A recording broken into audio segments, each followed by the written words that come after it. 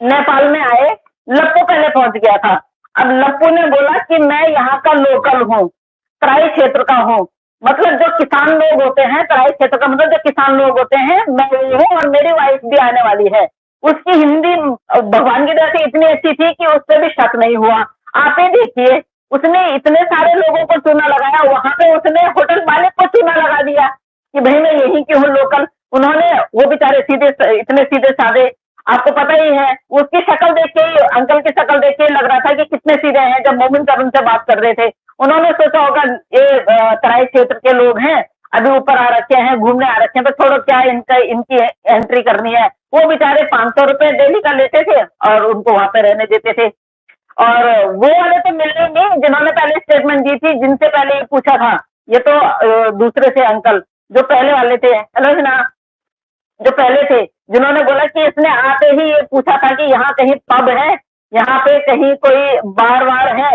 इसको तो हुड़क लगी हुई थी हुक्का पीने की, बार बार डांस करने की, बार में जाने के डांस करने की। और इसकी अब हम कहीं पे भी किसी भी जगह पे जाते हैं तो हमें एडजस्ट होने में काफी टाइम लगता है। इसकी 10 दिन में, 10 दिन से पहले ही इसकी एक सहेली भी बन जाती है, जिस सहेली का एक पता नहीं ढाबा होता है क्या होता है, कि वहां पे इसके आलू के पराठे जो है, उसके आलू के पराठे इसको पसंद आ जाते हैं और वो फेमस भी हो जाते हैं और वो बहुत अच्छी सहेली भी बन जाती है। तो मैं मोमिन सर को मैंने यही बोला है कि मैंने कहा मोमिन सर अगर हो सके तो जरा उस सहेली से भी मिल के आना, कि कौन सी सहेली है भाई, हो सकता है वहां से भी कुछ मिले। हेलो ऋषि, कैसे हो आप? तो ये औरत, ये मतलब दोस्ती करने में, लोगों को पटाने में ये इतनी तेज है, इतनी तेज है, समझ में नहीं आता है कि इसको इतनी जल्दी लोग इसके साथ में इतनी जल्दी कैसे घुल मिल जाते हैं और इसको इतनी जल्दी किसी से इतना लगाव कैसे हो जाता है। भाई होटल्स में अगर अगर तुम 8-10 दिन के लिए जा रखे हो तो 8-10 दिन में तो बंदा एडजस्ट ही नहीं कर पाता है। और 8-10 दिन में आप इतनी घनिष्ठ मित्र बना लेती हो, इतनी घनिष्ठता आपकी हो जाती है। और उसके बाद आप बोलते कि हम डेली उनके उसमें वो खाने जाते थे, क्या बोलते, पराठे खाने जाते थे। और आपके रूम में जो है वो वाइन की बोतल्स मिलती हैं, खाली बोतल, जो आप उस होटल से परचेज नहीं करते हैं, बाहर से लेके आते हैं। तो इतनी क्या आफत आ रखी थी, जब पीनी थी तो वही जहाँ पे रह रहे थे उन्हीं का ही फायदा करवा देते, बाहर से खरीद के लाने की क्या जरूरत थी भाई, जब पीनी थी तो खाली बॉटल्स भी तो जी। कि जिस तरह से किसी कपड़े को धो के इस्त्री नहीं कर दिया जाता, इस तरह से इस्त्री कर दिया है, इस्त्री करके लटका दिया है। नहीं, इस्त्री करके नहीं, निचोड़ के लटका दे, इस्त्री करने में किसका टाइम है। कॉटन के कपड़े हैं, धोए धोए पहले पत्थर में अच्छी तरह उनको वो किया, थपेड़ा, उसके बाद जाके टांग दिए, उसके बाद चिमटी भी लगा दी उनपे कि कहीं उड़े ना। आप एक चीज देखते हैं, होटल के ओनर का इंटरव्यू और पशुपतिनाथ मंदिर के जो पंडित हैं उनका इंटरव्यू, और ये तो उन्होंने सीधा सीधा जो है ना, मैं कहता हूं कि जनाजा और जनाजे की रस्मात एक साथ ही करवा दी हैं। आप तो देखिए ना, वहां जाके अगर कोई ये बोलेगा इतना सन्नाटा क्यों है भाई, तो वहां से आवाज यही आएगी, मोमिन सर काठमांडू क्यों गए। वहां से ये आवाज आएगी। अब उन लोगों के मन में कौतूहल हो रहा होगा, हे भगवान कौन सी खबर आएगी, हे भगवान हमने तो ऐसा भी किया है वो भी खबर ना मिल जाए, हमने तो ऐसा भी किया है वो भी खबर ना मिल जाए। कौन कौन सी, मतलब आप ये लगा लीजिए कि मोमिन सर जब यही थे, जब वो नेपाल एम्बेसी गए थे, तभी से उन्होंने वहां अपने गुप्तचर छोड़ दिए थे, पता लगा दिए। उनको जबकि सब पता है, लेकिन फिर भी उन्होंने ये मुनासिब समझा कि मैं जाके कलेक्ट करूं ये सारे जितनी सारी खबरें हैं, जितने सारे वो हैं, वो मैं खुद वो करूं, क्योंकि किसी और पे भरोसा करना इस केस में अभी किसी पे भरोसा करने के लायक नहीं है। क्योंकि ये केस इतना उस नाजुक दौर से गुजर रहा है कि भी अब मोमिन सर से पहले काठमांडू जो है वो एपी सिंह जी को जाने की जरूरत क्या थी। कुछ तो बात होगी इसमें, कुछ तो बात होगी, क्योंकि मोमिन सर से पहले काठमांडू होके अगर एपी सिंह जी आए हैं तो दाल में कुछ काला है। बिल्कुल। अभी एपी सिंह को फिर जाना पड़ेगा, जो जो इंटरव्यू कर लिए है ना मोमिन मलिक साहब ने, अभी एपी सिंह बेचारा बार बार जाएगा उधर उधर 100 दफा चेक करेगा कि जो सबूत मैंने मिटाए थे कहीं मोमिन मलिक के हाथ तो नहीं लग गए। ठीक है, इसको अब वो उनकी एक भी लाइव नहीं छोड़ेंगे।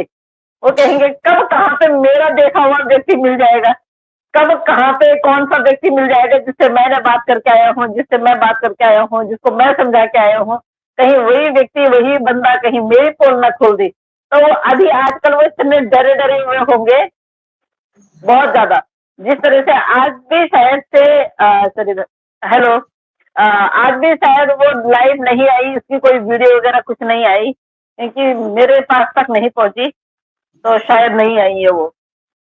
अच्छा, आप एक चीज देखें सरिता मैम, एक चीज आप देखें, मैं आपको एक ब्रेकिंग न्यूज दूं कि मुझे मोमिन मलिक साहब से बात जो हुई थी तो उन्होंने मना किया कि मैं भी डिस्क्लोज ना करूं, तो मैं चाह रहा हूं कि वो ही अपने लाइव में डिस्क्लोज करें। लेकिन मैं आपको बताऊं कि उन्होंने 3 ऐसे बड़े एक्शन वहां पे नेपाल में लिए हैं ना, बच्चों के हवाले से और इसके हवाले से, मैं एडवांस में आपको बता रहा हूँ, वो डिस्क्लोज वही करेंगे। वो सुनने के बाद ना तो जिसको कहते हैं ना कि दिल गार्डन गार्डन हो जाएगा, वो वाला साहब हो जाएगा। हमारा उतने में ही दिल गार्डन गार्डन हो गया जितने में सबने बोला ना कि ताबूत में लास्ट किल ठोकने वाली है, बस अब ठुकने वाली है लास्ट किल। तो बस इसका मतलब वो सारा बंदोबस्त करते हैं और ये यहाँ पे भी रहेगी। कल मैं फैजल भाई से भी बोल रही थी, मैंने कहा फैजल भाई आप लोग तो रह ही जाओगे उसको सजा देने के लिए, क्योंकि 5 साल यहाँ रहेगी, कुछ वो नेपाल में रहेगी, फिर इतनी बूढ़ी में आपके, मैंने कहा वैसे ही वो कर दोगे, उस पर दया खा लोगे, कितने बूढ़े में क्या सजा देनी उसको। अरे हाँ ये भी बात सही है। मैंने कहा आप तक तो वो तब पहुंचेगी तब जब वो आधी बूढ़ी हो जाएगी। तो आप लोग कहा देंगे उसको।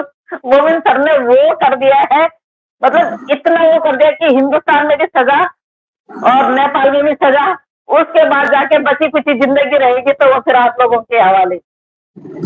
आप एक चीज देखें कि अभी तो इनके पसीने जो निकले हैं ना, आप देखें कि वो अभी जो कार्रवाई नेपाल में हो रही है ना, वो डिस्क्लोज मोमिन मलिक साहब करेंगे, लेकिन वो इसकी की सबसे बड़ी कार्रवाई है, अब तक की सबसे बड़ी कार्रवाई जो है ना, वो नेपाल गवर्नमेंट अब इनके अगेंस्ट करेगी।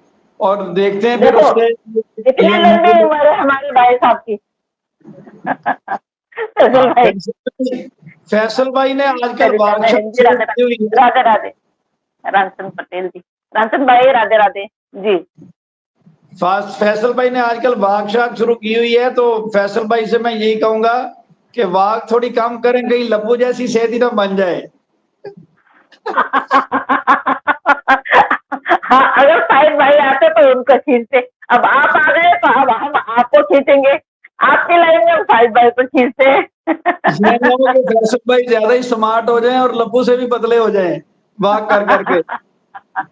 हाँ, रात को लाइव चला चला के, वैसे भी लोग हमें धमकी दे रहे, अब तो हमें धमकी भी मिलने लग गई कि जेल करवा देंगे। भगवान अगर मैं जेल चली गई, पाकिस्तानियों के लाइव में बैठते हैं, पता नहीं क्या क्या बोलते हैं, हम जेल करवा देंगे। अब तो मैं देख रही हूँ कि भाई एपी सिंह के अलावा और कौन जेल करवा सकता है हमें, देखे कौन कौन नोटिस भिजवाता है और कब भिजवाता है। अभी आप ये चीज तो देखें कि वहां पे जो होटल का ओनर था उसने बताया कि इसने कहा कि ये नेपाली औरत है, और वहां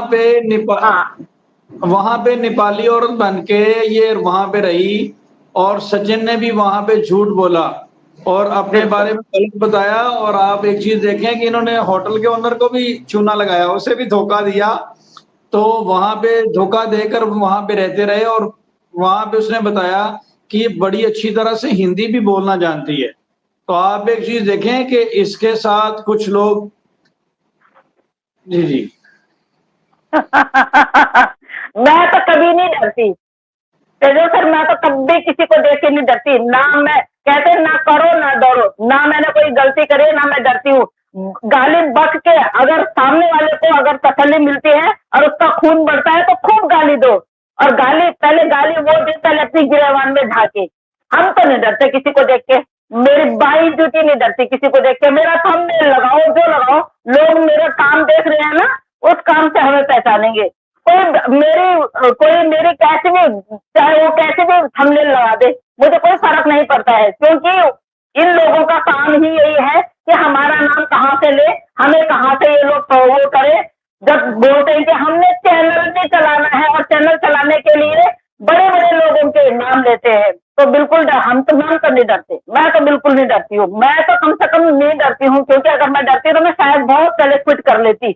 इन बच्चों के लिए, मैं 4 बच्चों के लिए मैं आवाज भी नहीं उठाती। लेकिन आज अगर यहाँ तक हम पहुंचे हैं तो निडर होके। मैं तो गाय चराने वाली हूँ, गाँव में मेरे को तो गाय चराने वाली बोल दिया है। हे भगवान, मैं भी श्री कृष्ण बन जाऊंगी और गाय चराऊंगी, और गायें मेरे आगे पीछे घूमेंगी। अच्छा, अपने आप में तो कभी औरतों की शक्ल देखी नहीं होगी, तो औरों को ही रेणुमा स्वागत है, सरिता बेटा जी रेडी रहो। जी माँ, मैंने बोल दिया, हमें लोग ना रेणुमा को और मुझे जेल पहुंचाने वाले हैं, बोल दिया मैंने। हम तो तैयार हैं जेल जाने के लिए, जिसमें जितनी हिम्मत है एक अपने अपने गश्त लगा लो, खून का एक एक कतरा बहा लो लप्पू की तरह। लेकिन तुम्हारे खून में कोई दम नहीं है, किसी के खून में कोई दम नहीं है।